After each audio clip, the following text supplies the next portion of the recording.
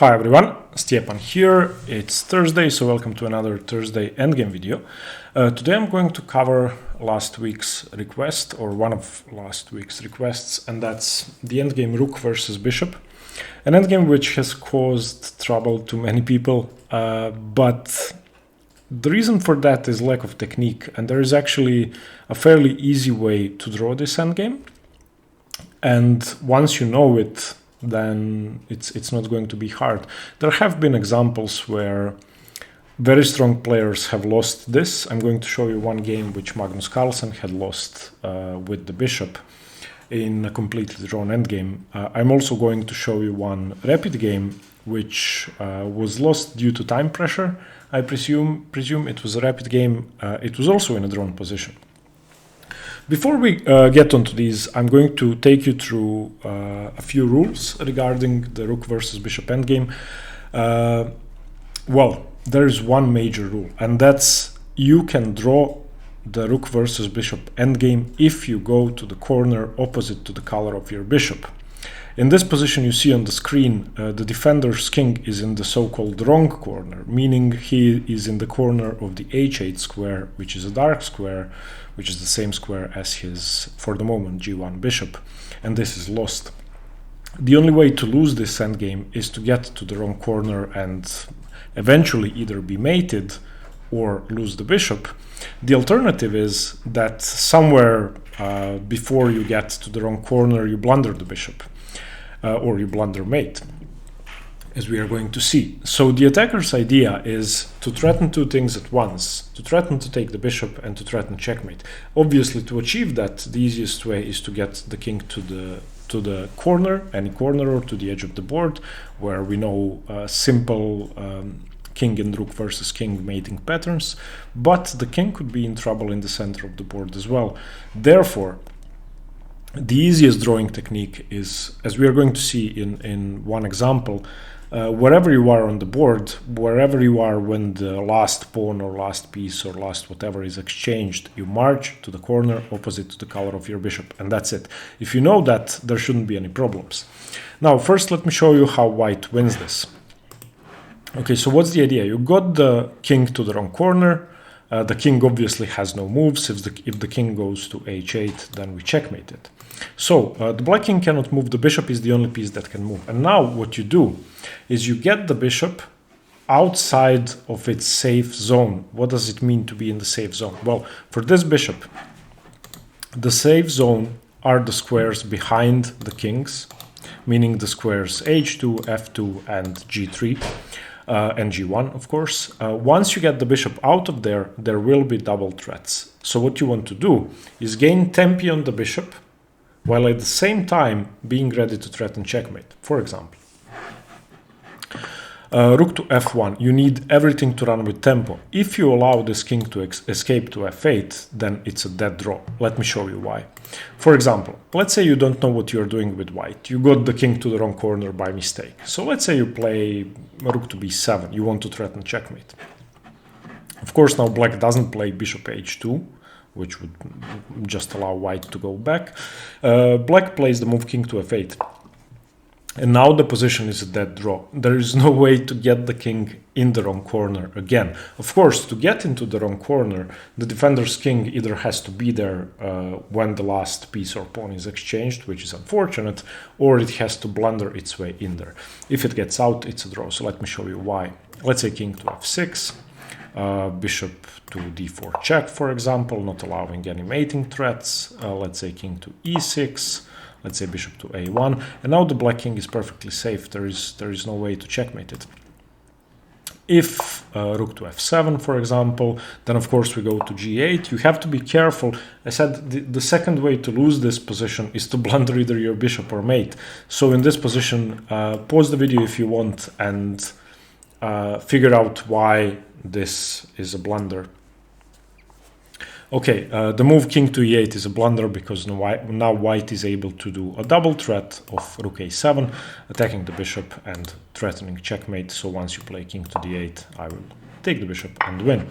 Therefore, in this position, after rook to f7 check, it's important to go to g8, and now the white king doesn't have enough time to get to the corner. Of course, the bishop is cutting it off, so let's say king to e7, let's say bishop to b2, rook to f3, king to g7. The king is outside of the corner, and it's an easy draw. Therefore, coming back to the starting position, of course, rook to b7 is a mistake, same as rook to d7 or rook to g7 check or whatever. If you allow the king to escape, it's going to be a draw. So the winning technique is gain tempi on the bishop until you force it away from its safe zone. Now, this position is a win regardless of where the bishop is, regardless of whether it's white or black to move. Of course, black can only move the bishop. So if the bishop is anywhere on the board, then it's winning either way, because the king can never go to h8. Okay, so the winning technique. Rook to f1, force the bishop from its safe zone.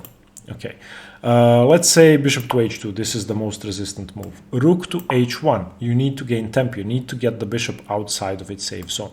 Bishop to g3, force it away again, either rook g1 or rook h3. Let's say rook to g1, let's say bishop to h2, and now the winning move, rook to g2. Now the bishop cannot stay on one of these four squares. Therefore, the bishop is forced to move away, and once it moves away, let's say bishop to d6, we now have to go for a double threat of either taking the bishop or checkmating, and that's easy. Okay, so the technique is force black to lose the bishop by threatening mate and taking the bishop at the same time. Therefore, the only correct move is rook to d2, attacking the bishop, and if the bishop moves away from the control of d8, then we checkmate. So bishop to e7, and now we have to continue. Rook to c2, again, the king cannot move. If the king moves to h8, then it's checkmate. Okay, if the bishop then blocks either with f8 or d8, we take it and it's mate. So the bishop is the only piece that can move again. If the king goes to f8 in this position, then we of course check again, and the bishop will have to block because all of these squares are taken. Once the bishop blocks, we take the bishop and then we mate with the rook, which is easy. So the only move for black is bishop to f8, trying to stop a checkmate or losing the bishop, and now simply rook to c8, and the black king is checkmated. King to h8 is the only move, and now rook takes mate. So the winning technique is simple. Once you get the king to the wrong corner, winning is easy. The problem is black isn't an idiot, and black isn't going to go to the wrong corner if he knows the theory of this endgame. So the theory of this endgame is get to the right corner as soon as possible. Never go towards the corner of your bishop. That's the only way to lose. Now let me show you a position with the right corner. Let's say, okay, white has to move the king, so let's say king to f6. In this position, black has a light squared bishop. Therefore, it's impossible for white to create a double threat. Why? Because the bishop can always cover along the h7 square, and the bishop can protect the king. So let me just give you a few random moves. Now, the easiest way to practice this and to prove this, try to win. Try to move the pieces on the board against yourself. So let's say bishop e4, rook e7, bishop f3, rook c7, king to h8. Whatever you do, there is no way to force the same position. Okay, there is no way that the white king can get onto the g6 square without it being checked away. Rook d3, bishop a2, rook d2, bishop b1, let's say king f7, let's say bishop e4. If you try to check, of course, I block it with bishop h7. There is no way to make progress. Absolutely no way to make progress. Rook to b2, bishop e4, we just wait. Okay, if he checks us here, then, if he checks us here, then we go here. No way to make progress. Okay, that may sound hard until you try it. So my advice is either turn on an engine or play against it, or play against a friend, or yeah, just play against yourself, which I think is most efficient. Okay, let me show you how the defender can lose if he is not careful. So this is just a random position. Okay, so let's say rook to b3, attacking the bishop. Let's say normal moves, the king is, well, in this case, forced to go towards the bishop, otherwise it loses the bishop. So let's say king to f5. Seemingly the black king is forced towards the wrong corner, but it still has time to get away. Bishop to c3, for example, rook to b7 check, king to g8. The king is moving towards the wrong corner, but white has to form his ideal position with king to g3 and rook to f7 for that to work. So king to g6, Sorry, not king to g3, king to g6. King f8, get away from the corner. King f5, you see how the bishop is cutting the king away from the f6 square. So just a few normal moves. There is no way for white to make progress. In this position, king g8, and you lose. Why? Because after king g8, you are in the wrong corner. There is no way to check the white king away, and you are going to be forced to resign pretty soon. So let's say king to f6, bishop e1, king g6. We have the position with the wrong corner we had previously. So in this position, it was of course correct to go to e8, and then the position is an easy draw. Again, no way for white to make progress. So if you're trying to lose, you can lose, but it's pretty hard. So set up any random position, try to defend it, it's easy. Now I'm going to show you an easy draw, another just random position. So if it's black to play here, if I'm playing this in a tournament game, I want to get either here or here. There is no way I'm getting here or here, because those are the wrong corners. So what's the correct move? Just king c6. And white cannot make progress. Let's say king e4, move the bishop away. Let's say rook d3, cutting my king off. I don't care, I just go to b7. And I know that once I get to a8, you cannot win. You cannot win the bishop or checkmate me. So let's say king c6, bishop g1, I can just wait. If you check me here, I can cover. You cannot approach closer with your king. I can check you away if you go here. And an easy draw. So in any random starting position, what you should be looking at is how do I get to the corner opposite to the color of my bishop. Okay, now let me show you two games. The first game is perfect defense. This is the game Petr Leko versus Vladimir Kramnik from 2001. This was a rapid tournament played in Budapest, so they didn't have a lot of time. This is move 94. And in this position, black, who is the side attacking, obviously Kramnik knew about the wrong and right squares. He decided to trade off pawns. Now, not trading pawns is not much better. It's a draw anyway. He could have tried rook d6 or something similar, but either way, it's a draw. Now, in this position, the white king is, of course, perfectly placed, and the position is a dead draw. I'll just show you the technique Kramnik used, Petr Leko used to draw this game. So bishop d5, rook c5, he's just waiting. He knows that black cannot make any progress. As long as you don't give up your bishop or blunder checkmate, it's easy. Again, no way to make progress. He's just gaining tempi on the rook. No way to make progress. You can see that the king cannot be forced away from its corner. If you check me, I go to a2. If you check me from the a file, I cover with my bishop. And you can basically agree to a draw here. So his technique was impeccable. Petr Leko defended perfectly. He didn't allow any tricks, of course, in this position. If you move the bishop, for example, to f7 or h3, then rook to a5 is checkmate. You need to be careful about these things. So king to a3. And now the king is getting forced away from the corner. Black could, for example, play the move king to b1, but it's still a draw unless the white king gets forced to the opposite corner, which is never going to happen with careful play. So again, threatening checkmate. And nothing's going on. If the king moves to c4, the black king, then the white king has to move again. Before that happens, you don't have to do anything. Cutting the king off, nothing's going on. Of course, in this position, if you play king a3, you get checkmated, so don't play king a3. So as long as you don't blunder, it's perfectly safe and nothing is going on in this position. This is such an easy draw if you know what you're doing. And I've seen people lose this endgame. And in this position, unfortunately for Petr Leko, he ran out of time. This is not dangerous. You can just play bishop d5 and nothing is going on. In this position, he lost because of time trouble. So maybe his technique wasn't perfect. Maybe he didn't know exactly what to do. But bishop d5 is a perfectly sound move. If rook b2 check, then nothing's going on. Just king a1. Again, no way to make progress. If, for example, rook a6 check, then king b1. Again, no mating threats. Nothing's going on. Let's say rook d6, you go bishop g8. There's no mating threats. There are no mating threats.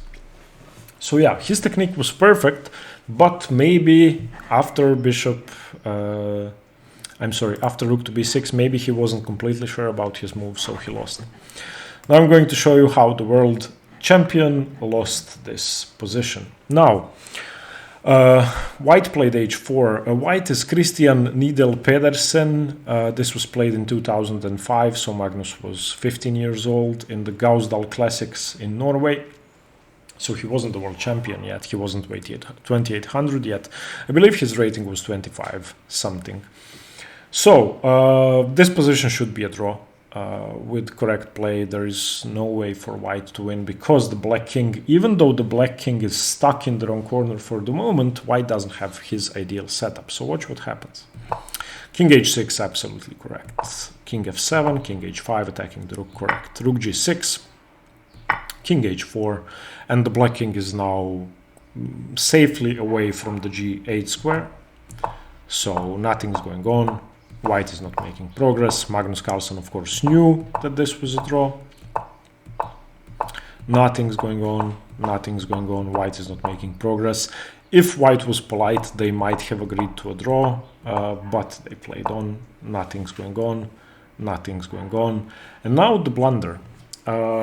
If you tried to lose this position with black, which move would you play? I found this astonishing when I was looking at the game for the first time, and I couldn't believe that Magnus lost this, even if he was 2500. White, by the way, was 2300. So yeah, in this position, there are a few moves that lose, obviously. You can play bishop c5, which is an extremely stupid move. You can play...